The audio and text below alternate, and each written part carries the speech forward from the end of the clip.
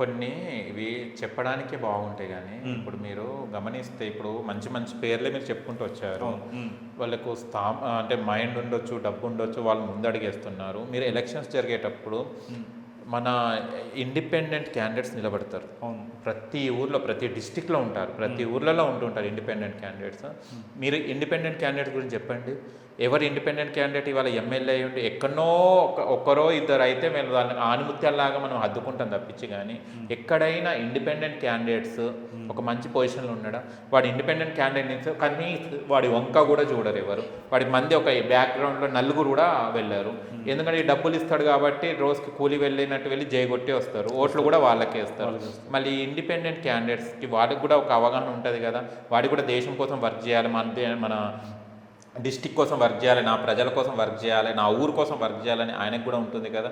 ఎందుకు ఇది రిపీటెడ్ పాలిటిక్సే అవుతున్నారు, ఏజ్ అవుతున్నా కొద్ది వీళ్ళే ఉంటున్నారు, వీళ్ళ ఫ్యామిలీ వాళ్ళే తిరుగుతున్నారు. బట్ కొత్తగా వచ్చే యువకుడు, మీలాంటి యువకులు, ఇప్పుడు మీ బ్యాక్గ్రౌండ్లో ఎవరు ఉండారో నాకు తెలియదు, పక్కన పెట్టేస్తే మీలాంటి యువకులు రావాలంటే ఎప్పుడండి? వాళ్ళు కూడా తెల్లెంటికలు వేసుకున్న తర్వాతనా? 2 పడవల మీద ప్రయాణం సాధ్యమవుతుందా?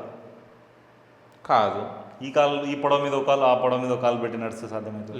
లేదు కదా. ఎల్లెళ్ళు కలబడతాం, అంతే కదా. అంతే.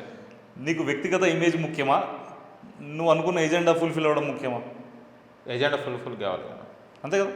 ఎజెండా ఫుల్ఫిల్ కావాలంటే నువ్వు నమ్ముకున్న పార్టీలో ఉండాలి. కండిషన్ కాదు ఇది, ఫర్ యువర్ కైండ్ ఇన్ఫర్మేషన్. ఇది కండిషన్ కాదు, నువ్వు మా పార్టీలో ఉండాల్సిందే, తొక్కితే సంకనాకి పోవాల్సిందే అని కండిషన్ పెట్టట్లేదు. నీ ఫ్రీడమ్, ఈ పార్టీలో కాకుండా ఇంకో పార్టీకి పో, ఇది కాకపోతే ఇండిపెండెంట్ వేసుకో, అది నీ వ్యక్తిగతం. కానీ నీకు ఎజెండా ఫుల్ఫిల్ అవ్వాలి అంటే నువ్వు ఒక సంస్థను పట్టుకొని ఉండాలి. అదే పార్టీ అయినా కానీ. ఒక పార్టీని నమ్ముకొని పైకి వచ్చిన వాళ్ళు ఎంతమంది లీడర్స్ లేరు? అదే పార్టీని నమ్ముకొని జీవితాలను కోల్పోయిన వాళ్ళు కూడా ఉన్నారు. మంచి చెడు రెండు ఉన్నాయి. ఏ వ్యక్తి అయితే ఇండిపెండెంట్గా కంటెస్ట్ చేస్తాడో, అతను ఇండిపెండెంట్గా కంటెస్ట్ చేయడానికి ప్రధాన కారణం ఏంటిది? తన ఈగో, తన వ్యక్తిగత ఇమేజ్. ఈగో అని ఎందుకు అనుకుంటారు? ఈగో కాకుండా వ్యక్తిగత ఇమేజ్. లేదు, వ్యక్తిగత ఇమేజ్. సరే, వ్యక్తిగత ఇమేజ్. పార్టీస్ నచ్చక నేను కొత్తగా చేద్దాం అని చూడండి. ఆ వ్యక్తి యొక్క ప్లాన్ ఏంటి అంటే ప్రధాన ఫస్ట్ టైటిల్. ఇప్పుడు నేనున్నాను, నేను ఇక్కడికి వచ్చిన ఇమేజ్ ఏంటి, నా పర్సనల్ థింగ్ ఏంటి? First of all Bharatiya Janata party. నేను చిన్న కార్యకర్తనే కావచ్చు, కానీ ఇక్కడ నా టైటిల్ ఏంటి? భారతీయ జనతా పార్టీ. దానిలో చిన్న పోస్ట్, చిన్న కార్యకర్త. ఇంకో బీఆర్ఎస్, కాంగ్రెస్ వాళ్ళు నమ్మిన సిద్ధాంతం అది. నేను ఇండిపెండెంట్గా పోటీ చేస్తే ఫస్ట్ టైటిల్ ఏంటి? నా పేరు, ఐ ఆమ్ ద పర్సన్, నేను మీకు ఏదో చేస్తా అని వస్తున్నాడు. మీ గతంలోనే ఎంతో చెప్పిన, ఒక వ్యక్తి వ్యక్తిగతంగా సమాజానికి ఏమీ చేయలేడు. అది ఎంత గొప్ప వ్యక్తి అయినా సరే, మీరు చూస్తున్న మహామహా యోధులైన నాయకులైనా సరే, చిన్న కార్యకర్త అయినా సరే, ఇండిపెండెంట్గా తను గెలిచిన తర్వాత ఏదో ఒక పార్టీలోకి పోవాల్సిందే కదా. పోలేదు. మనం ప్రాక్టికల్గా మాట్లాడుకుందాం. రేపు ఎమ్మెల్యే అవుతాడు, గెలుస్తాడు. గెలిచిన తర్వాత రేపు ప్రభుత్వం దగ్గరికి వెళ్ళి ఏ పని చేయించుకోవాలన్నా తనకు ఒడిదుడుకులు ఎదురైతే ఎదురు కావా? ఉన్న నాయకులు అందరూ ఏమన్నా మహాత్మా గాంధీలా, లేదంటే స్వతంత్ర వీర సావర్కర్లా, సుభాష్ చంద్ర బోస్లా ప్రజల కోసం పనిచేసేంత కమిట్మెంట్లో ఉన్నారా ఇప్పుడంతా? చెప్పండి. లిటరలీ చెప్పాలంటే అంత దొంగలు మోపై ఉన్నారు. పచ్చిగా మాట్లాడుకోవాలంటే ఓడుకోడు సహకరించుకోరు. కాబట్టి వీడు ఇండిపెండెంట్గా గెలిచి ఏం సాధిస్తాడు? అదే ఇండిపెండెంట్ ఎందుకు అంత స్వతంత్రం లేదు? ఎందుకు పార్టీ వాళ్ళకి పగ్గాలు ఉన్నాయి? ఎందుకు? ఇండిపెండెంట్ నాయకుడు ఏమీ సాధించలేడు. ఇండిపెండెంట్గా ఉన్న వ్యక్తి ఒకవేళ ఆయన ఇండిపెండెంట్గా గెలిస్తే తను సమర్థుడిని అని చూపించుకోవడం మాత్రమే. నాకు ప్రజల్లో ఆదరణ ఉంది, ప్రజలు నా వెంట ఉన్నారు అంటే చూడండి మీ ఉద్దేశం, ప్రోగ్రెస్ కార్డు. మీ ఉద్దేశం ప్రకారం ఏంటంటే వచ్చే కొత్త టాలెంట్స్ అయ్యా బాంజో అని అనుకుంటా వీళ్ళకే జయగొట్టు అంతే. మళ్ళీ ఇప్పుడు పార్టీలు అంటే వాడికి ఇష్టం లేకున్నా కూడా ఇండిపెండెంట్ ఎప్పుడు నిలబడతాడు వాడు? ఎవరైనా పార్టీలలో అతనికి నచ్చకుండా బయటికి వచ్చి నిలబడతాడు, లేకుంటే నేను ఏదైనా చేయాలని నిలబడతాడు. పార్టీ ఏదైతే ఉన్నదో అంటే అలా బతకకురానైనా నువ్వు ఏదో వచ్చేసి ఇక అయ్యా అనుకుంటేనే ఉండాలి, అట్లయితే నీకు పార్టీలో నెగ్గగలుగుతావు అని మీరు చెప్తున్నారు. ఒక పొలిటికల్ పార్టీ అనేది అంత చిన్న వ్యవస్థ కాదు. నేను మీకు ఆల్రెడీ చెప్పిన, ఏదో ఉద్యోగం కొట్టినంత ఈజీ కాదు పాలిటిక్స్ చేయడం. పాలిటిక్స్ చేయడం. పాలిటిక్స్ అనేది ఒక సముద్రం. ఆ ప్రవాహాన్ని మలచాలంటే నువ్వు ఫస్ట్ ప్రవాహంలో పడి కొట్టుకుపోవాల్సిందే. కొట్టుకుపోతూ క్రమక్రమేపీ నువ్వు ముందుకెళ్ళాలి. ముందుకెళ్ళిన తర్వాత అదే ప్రవాహంలో ఒక చిన్న పాయ సైడ్ కట్ చేయి. నీ వెనక ఫ్లో పెరిగినప్పుడు ఆ ఫ్లో డైరెక్షన్ ఎటు తిరుగుతుంది? ఈ చిన్న పాయ కాస్త పెద్ద నది అవుతుంది. ఆ నది కాస్త ఈ అసలు నది ఎండిపోతుంది. నువ్వు తీసిన పాయలో నుండే పూర్తి నది ప్రవహిస్తుంది. కాబట్టి ఆ పార్టీకి కొన్ని డిసిప్లిన్లు ఉంటాయి, కొన్ని పరిస్థితులు ఉంటాయి. వాడు నిన్ను దొక్కగలుగుతున్నాడు కదా, అంటే నువ్వు కూడా వాడిని దొక్కగలవు అన్నట్టే కదా. అంతే. మన దగ్గర క్యాపబిలిటీ లేక, ఇప్పుడు మీరు నేను ఇద్దరం ఒక పార్టీలో నాయకులం అండి, మీరు నన్ను ఇబ్బంది పెట్టగలుగుతున్నారు అంటే ఆ పరిస్థితి, ఆ లూప్ హోల్ ఉంది అంటే నువ్వు కూడా నువ్వు ఇబ్బంది పెట్టవచ్చు కదా. అదెందుకు క్యాచ్ చేస్తాడు? ఎప్పుడైనా గుర్తుపెట్టుకోండి, అసమర్థుడు మాత్రమే కాంప్లైంట్స్ చేస్తాడు. సమర్థుడు ఎప్పుడైనా సరే వచ్చిన ప్రతి సమస్యను అవకాశంగా మలుచుకుంటాడు. ప్రతి సమస్యను అవకాశంగా మలుచుకుంటాడు. రాజకీయం అనేది అన్నిటికన్నా ఉత్తమమైన ప్రొఫెషన్. భగవద్గీతలో శ్రీకృష్ణ భగవానుడు స్వయంగా చెప్పాడు ఏమని? ఉచ్చైశ్రవసమశ్వానాం విద్దితాం అమృతోద్భవ ఐరావతం చ గజేంద్రాణం నరోనాం నరాధిప. అంటే నేను అశ్వములలో ఉచ్చైశ్రవాన్ని, యూనికార్న్ అంటాం కదా, ఏనుగులలో ఐరావతాన్ని, నరులలో రారాజును. అంటే భగవద్విభూతులు అన్న సబ్జెక్టులో అన్ని రకరకాల ప్రాణులలో భగవంతుడి స్వరూపం ఏందని చెప్పుకుంటూ వస్తాడు. అందులో మనుషులలో రారాజును అని చెప్పాడు. ప్రాణం మనం ఏమంటాం? ఆపదలో ప్రాణం కాపాడిన డాక్టర్ వైద్యం నారాయణ హరి అంటాం. ఏదో ఎమర్జెన్సీలో మనం సమస్యలో ఉంటే ఎవడో వచ్చి మనం కాపాడితే దేవుళ్ళ వచ్చి కాపాడేవయ్యా అంటాం. మనం ఏం చేస్తాం? మనకి ఎవడు సాయం చేసిన సందర్భంలో అతన్ని మనం భగవంతుడితో పోలుస్తాం. గుళ్ళో పూజారి ఉంటాడు, అర్చకసే హరి సాక్షాత్ అని పూజారిని మనం భగవంతుడు సమానంగా చూస్తాం. మనిషి తనకు నచ్చిన వాళ్ళను భగవంతునితో పోల్చుకోవచ్చు, కానీ ఏది సర్టిఫైడ్? భగవంతుడు ఎవరినైతే వీడు నాతో సమానం అన్నాడో అది సర్టిఫైడ్, అంతే కదా. I right? Okay. Police dress వేసుకొని వచ్చిన ప్రతి వాడు పోలీస్ అయిపోడు, కానీ పోలీస్ డిపార్ట్మెంట్ ఎవరికైతే ఐడి కార్డు ఇష్యూ చేస్తుందో వాడు రియల్ పోలీస్ అన్నట్టు కదా. సో అందరూ మనకు నచ్చిన వాళ్ళందరినీ మనం భగవంతునితో పోలుస్తాం. భగవంతుడు తనతో ఎవరిని పోల్చుకున్నాడు? రారాజు. ఇప్పుడు ప్రజాస్వామ్యంలో ప్రజల ఓటుతో గెలుచుకున్న రాజు అంటే నాయకుడు. ఎందుకు అంటే మీరు చూస్తున్నారు సమాజంలో ఎన్నో గొప్ప ప్రొఫెషన్స్ ఉన్నాయి, doctor, engineer, lawyer, etcetera. Profession అందరూ మీరు గుండె మీద చేసుకొని చెప్పండి, నిజాయితీగా పనిచేస్తున్నారా? దోపిడీ లేదా? మంచి వాళ్ళు తక్కువ పర్సంటేజ్లో ఉన్నారు, చెడ్డవాళ్ళు ఎక్కువ పర్సంటేజ్లో ఉన్నారు. ఆ చెడ్డవాళ్ళు మంచి వాళ్ళుగా చలామణి అవుతున్నారు, మంచి వాళ్ళు చెడ్డవాళ్ళుగా ఆ ఇండస్ట్రీలో ఇబ్బందులు ఎదుర్కొంటున్నారు. నిజమా కదా? నిజమే. ఇది ప్రాక్టికల్ ఫ్యాక్ట్ అన్ని రంగాలలో. కాబట్టి రాజు అనేవాడు చక్కగా ఉంటే, అంటే గవర్నమెంట్ ఈజ్ పర్ఫెక్ట్, రాజు చక్కగా ఉంటే ఆ డాక్టర్ నిజంగా సేవ చేస్తాడు, ఆ ఇంజనీర్ నాణ్యతగా కన్స్ట్రక్షన్ చేస్తాడు, ఆ లాయర్ న్యాయం కోసం కొట్లాడతాడు, ఆ టీచర్ పిల్లల భవిష్యత్తు కోసం చదువు చెప్తాడు. మీరు చెప్పే ఏ ప్రొఫెషన్ అయినా సరే మూసుకొని చక్కగా పనిచేస్తారు. ఏ వ్యవస్థలోనైనా కూడా అవినీతిని మనం శాశ్వతంగా నిర్మూలించలేము, అంతే కదండి. 1000 కోట్ల మంది, ఇప్పుడు 1000 మంది అధికారులు ఉంటారండి, 1000 మందిని మీరు సిన్సియర్ చేయగలుగుతారా? చేయలేరు కదా. It's practical fact. రాజకీయం అనేది పేపర్లో రాసే క్వశ్చన్ అండ్ ఆన్సర్ ఎగ్జామ్ కాదు. మీరు ఒక ఉద్యోగం చెప్తారు, ఫర్ ఎగ్జాంపుల్ ఒక డిపార్ట్మెంట్ ఉంది, గవర్నమెంట్ డిపార్ట్మెంట్, వాడు ఆ ఒక్క డిపార్ట్మెంట్ సబ్జెక్ట్ మీద నాలెడ్జ్ ఉంటే సరిపోతుంది, జాబ్ చేస్తాడు. ఆ ప్రొఫెషన్ వరకే. రాజకీయ కూడా అట్లా కాదు, అన్ని రంగాలను ఈ షుడ్ బి ఆల్రౌండర్. కాబట్టి if he prove himself to public that it self is a qualification. వాడు ముఖ్యమంత్రి ఏంటంటే ప్రజలను మెప్పించుకోగలిగిండు, తన పార్టీని మెప్పించుకోగలిగిండు. ఆ ఉన్న 100 మంది పుర్రెగో జివో రుచి ఉంటుంది, పుర్రెగో బుద్ధి ఉంటుంది. 100 మంది ఎమ్మెల్యే క్యాండిడేట్లు ఉన్నారంటే అందులో పార్టీ మెజారిటీ 60 సీట్లు వచ్చినా కూడా 60 మందికి 60 రకాల ఆలోచన బుద్ధులు ఉంటాయి. ఆ 60 మందిని మెప్పించుకొని నువ్వు వాడు కుర్చీలో కూర్చున్నావు అంటే నువ్వు గ్రేటే కదా. That it self is a qualification. ఒకడు లీడర్ అయ్యి ఆ కుర్చీలో కూర్చున్నాడంటే అదే వాడి క్వాలిఫికేషన్.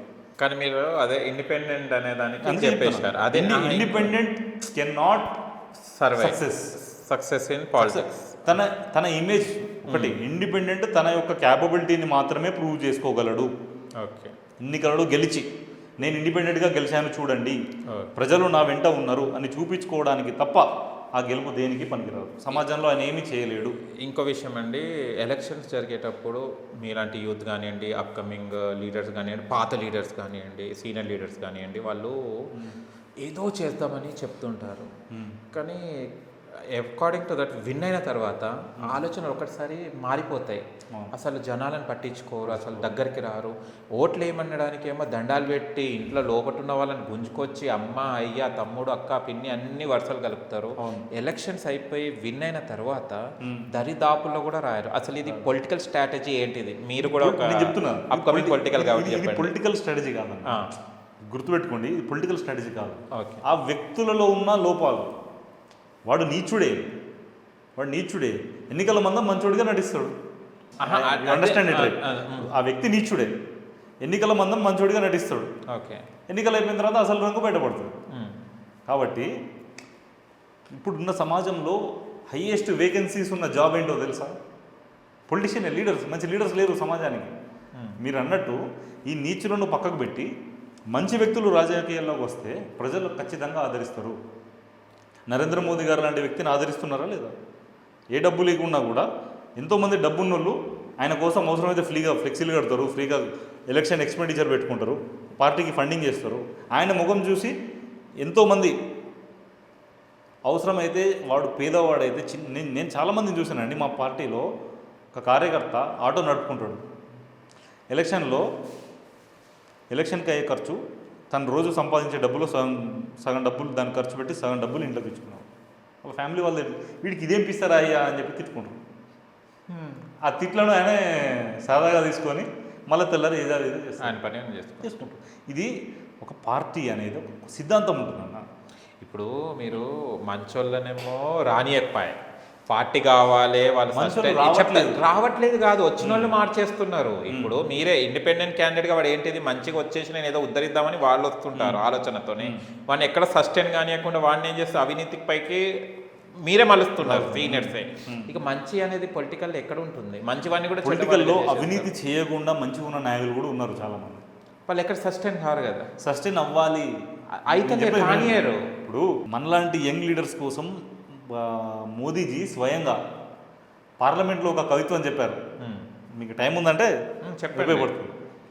సఫర్ మే ధూప్ తో హోగి జో చల్ సకో తో చలో, సభీ హే భీड़ में तुम भी निकल सको तो चलो, किसी के वास्ते राहे कहे बदलते हैं, तुम अपने आप को खुद ही बदल सको तो चलो, इस दुनिया में कोई तुझे रास्ते नहीं देगा, इस दुनिया में कोई तुझे रास्ते नहीं देगा, मुझे गिरा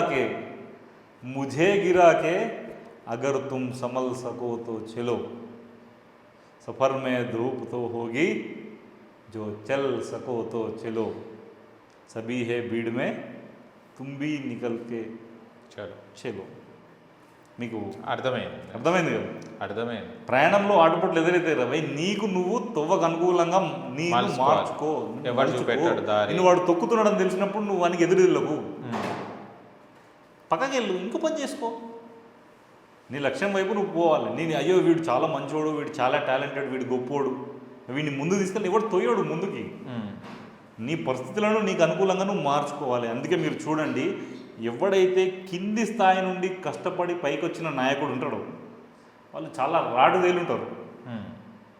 ఏ పార్టీలో లీడర్ అనేది చూడండి, బండి సంజయ్ గారిని చూడండి, రేవంత్ రెడ్డి గారిని చూడండి, కేసీఆర్ గారిని చూడండి, ఇంకెవరైనా లీడర్లను చూడండి, చంద్రబాబు నాయుడు గారిని చూడండి, వీళ్ళంతా రాడు తేలిపోయి ఉంటారు. ఎందుకు? చాలా కింది స్థాయి నుండి వచ్చింది. మీరు అన్నారు కదా వాడు ఇండిపెండెంట్ మంచి వ్యక్తి ఇందులోకి వచ్చిన తర్వాత నెగలేకపోతురు అని. నెగలేకపోతే పోటీలో పక్కకు పడిపోతావు. ఫస్ట్ ప్రైజ్ ఎంతమందికి ఇస్తారు? ఒకరికి. జాలిపడి ఇద్దరికి ఇస్తారా? సింపతితో ముగ్గురికి ఇస్తారా? లేదు. రికమెండేషన్తో నలుగురికి ఇస్తారా? లేదు. ఎన్ని రికమెండేషన్లు ఉన్నా, ఎంత డబ్బు ఉన్నా, ఏదున్నా ఫస్ట్ ప్రైజ్ అనేది ఒక్కరికే ఇస్తారు. పార్టీ అధికారంలోకి వచ్చింది, ముఖ్యమంత్రి సీట్ ఎందరికి ఇస్తారు? ఒకరికి. ఒకరికి. డిప్యూటీ సీఎంలో అవి వేరు అనుకోండి, but main Main main share ఒకరికి కదా. ఓకే. ఆ ఒక్కరు ఎవరైతారు? ఈ సమస్యలన్నీ ఎదుర్కొని వచ్చిన వాడికే దక్కుతుంది. తర్వాత ఓకే. ఈ ఆటుపోట్లన్నీ ఎదుర్కోవాలి. తొక్కుతాడు ఎవరి కోసం తొక్కించుకో. నీ నీ నీ గోల్ ఫ్రిమ్గా ఉందా? ఎట్టి పరిస్థితుల్లో నేను కొట్టి తీరుదానని నీకు ఉందా? తొక్కించుకో. నీకు టైం వచ్చినప్పుడు నువ్వు కూడా తొక్కు. లేదా నీకు ఇంకా బ్రాడ్ మైండ్ ఉంటే తొక్కకు. బుద్ధి చెప్పు, అన్న మీరు నన్ను అపార్థం చేసుకున్నారు, నేను మీకు చెడు చేసే వ్యక్తిని కాదు. తను రియలైజ్ అయిన రోజు ఆయన ప్రేమ నువ్వు పొందవా? తమ్ముడిని తొక్కి చాలా తప్పు చేశా, అప్పుడు నీ బలం కాడా? నీ బలహీనత ఏమైంది? బలం. నీ బలంగా మారింది. ఇప్పుడున్న చిన్న చిన్న నాయకులు పెద్ద పెద్ద స్థాయికి ఎదిగారంటే అదే కారణం. ఓకే. నేను కరీంనగర్ నుండి వచ్చిన. మా మా రాజకీయం మొత్తం నేను వేస్తున్న ప్రతి అడుగు మా గురువు గారు ఎవరా గురువు? బండి సంజయ్ అన్న గారిని ఆదర్శంగా తీసుకొని నడుస్తున్నాను. ఓకే. ఆయనకు ఎదురైన ప్రతి సమస్య ఆయన ఒక అవకాశంగా మార్చుకున్నాడు. ఆయన ఎదుర్కొన్న ప్రతి ఆటుపోట్లను ఆయన ఒక మెట్టుగానే మార్చుకున్నాడు. అందుకే కార్పొరేటర్ టు కేంద్ర మంత్రి. అది మనకు ఇన్స్పిరేషన్ కాదా? వ్యక్తిగత జీవితంలో ఆయన ఇట్లా చేసిండు, ఆయన అట్లా చేసిండు అని పనికి మాలిన వాళ్ళంతా చుట్టుపక్కల ఎన్నో అంటూ ఉంటారు. మనకెందుకు? మనం ఇప్పుడు అందరు మనుషులమేనన్న, ఎవరు భగవంతుడు కాదు ఇక్కడ. ఓకే. ప్రతి నాయకులకు మంచి ఉంటుంది, చెడు ఉంటుంది. వ్యక్తిగతంగా 100% మార్క్స్ ఓన్లీ దేవునికి వేయవచ్చు, 0 మార్క్స్ ఓన్లీ దయ్యానికి వేయవచ్చు. అంతే కదా? ఓకే. ఎంత చెడ్డవాళ్ళైనా ఒక 2 మంచి లక్షణాలు ఉంటాయి. ఎంత మంచి వాళ్ళైనా ఒక 2 చిన్న చెడు ఏదైనా మిస్టేక్ కనిపించవచ్చు. దాన్ని బట్టి మనం మనిషిని జడ్జ్ చేయొద్దు. మనం హంసలాగా పాలన తాగాలి, నీళ్ళను వదిలేయాలి. మనం ఏది నేర్చుకోవాలన్నది నేర్చుకోవాలి. ఓకే. మా బీజేపీలో బయట నుండి వచ్చిన నాయకులు, మంచి మంచి నాయకులు ఈటల రాజేందర్ గారు ఉన్నారు. ఆయన తెలంగాణ మొత్తంలో ఆయనను తిట్టే వ్యక్తి ఒక్కరు ఉండరు. ఆయన సౌమ్యుడురా, సిస్టమేటిక్గా డీల్ చేస్తాడు. ఆయన జీవితం ఒక తపస్సులా ఉంటుంది. అందుకే మొన్న రియల్ ఎస్టేట్ కబ్జాకారులు ప్రజలను ఇబ్బంది పెడితే పోయి లాగిపెట్టి ఒకటి ఇచ్చిండు. ఎవరైనా నేను తప్పుగా తీసుకున్నారా? అంత ఓపిక పట్టే వ్యక్తికి కోపం వచ్చిందంటే ఎదుటోడు ఏదో పెద్ద తప్పే చేశాడు అని ప్రజలు అర్థం చేసుకున్నారా లేదా? అంటే నాయకుని జీవితాన్ని మనం ఇన్స్పిరేషన్గా తీసుకోవాలి. వాటిలో మంచి ఏది ఉంటుందో తీసుకోవాలి. ప్రతి ఒక్క నాయకుల్లో మంచి ఉంటుంది, చెడు ఉంటుంది.